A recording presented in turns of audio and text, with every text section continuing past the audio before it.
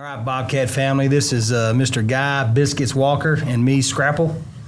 This is Miss Tracy Dewoody. We're reporting here live from Roofmaster Studio, sponsored by Bubba's 33 of Longview. We're going to jump right into it. Miss Dewoody, well, thank you for joining us today. Well, thank you for having me. Who put you up to coming here and talking to us? Well, it'd probably have to be Mrs. Kathy Gall, the best boss on the face of the earth. We're not sure who's slumming it, us or her. I can tell you it's her, because Miss Dewoody's a class act, love her to death, been knowing her for a long time now. You know, a quality teacher, you can tell how well a teacher's loved. I've been at all the events, football, basketball, baseball, and each time there's a kid that's supposed to bring the teacher that they love the most, she's always there, always in line. So that's got to tell something about you and the people that love you. You know, how does that make you feel?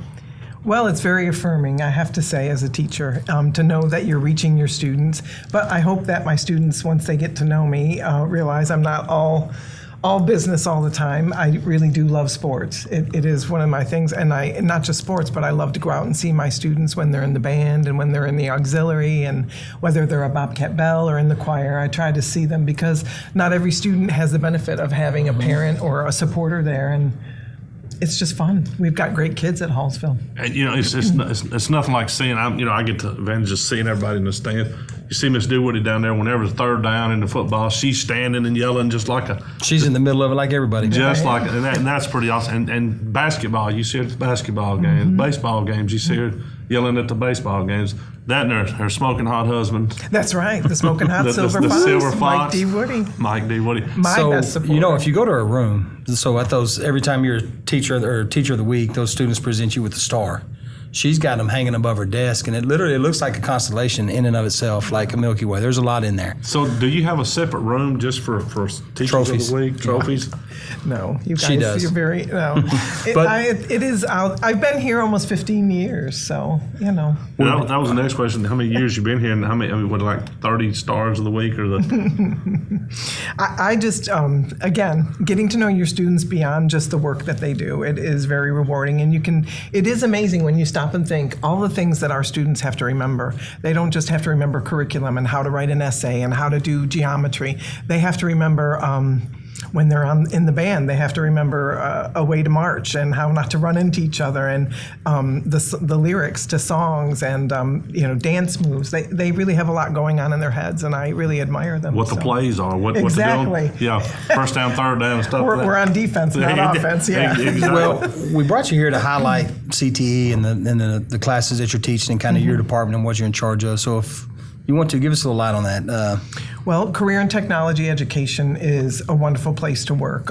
Most of the teachers that teach in CTE, they have work experience before they were teachers, so they've worked in industry, and they bring all of that knowledge with them.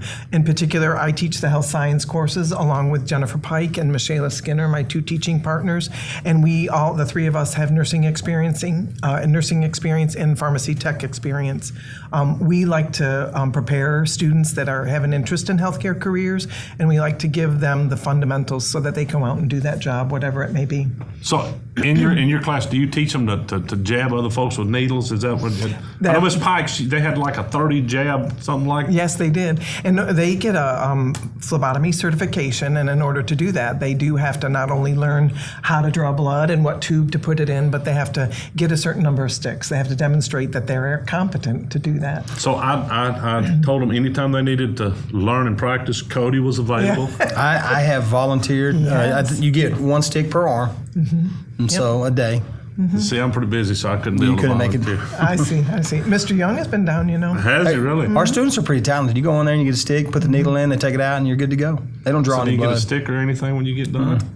Well, hopefully when they pass the certification test, you get a certificate. And No. I'm talking about folks that come and get stuck. We'll give you a snack and a pat and maybe a cool washcloth. Now I'm in for sure. A lot of folks, Miss Dewoody, she 20 years in the Air Force. Yes, sir. Nursing in the Air Force. I'm so proud of that. Thank you for your service, number one. My pleasure. I'd do it again. What about going from the service to the civilian life was the biggest adjustment for Tracy Dewoody? Well, less responsibility, and the people that you are responsible for, namely your own children, they don't listen to you like your troops do. So that's the biggest adjustment right there.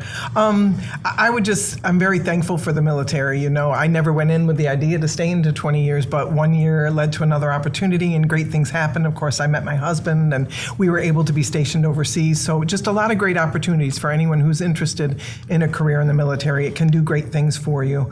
The biggest adjustment, again, I guess just not having to be up so early and not having to be available 24 hours a day. So being able to decide what you're going to do and what you're going to wear on your own. Yeah, then she had kids and she was up real early and available 24 hours a day. Yeah. I know both of her kids. They're great kids. You just blessed with. I am blessed with the truly. outlaws you got. Well, Yeah. Mr. Woody, I told Guy not to bring went to the doctor and he had a bunch of big words on there and he was going to quiz you and I said, Dad, put that away. That's okay. So we're not going to read her.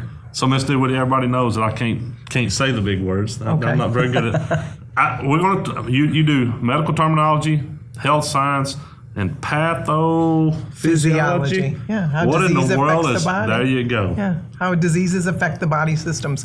So in the principles class, when they're learning all about the healthcare system and body systems, a very general introduction.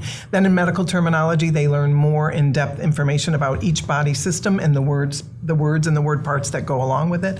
And then in pathophysiology, we take it a little bit deeper, like how does a disease like asthma or diabetes affect each of your body systems, and how can we help treat our patients, and how do we diagnose those problems? So we talk about all of that. So if I'm in the 7th grade and I'm thinking, I want to be in the medical, how do I get into your class? How do I talk to my counselor and say, I want to go to that way?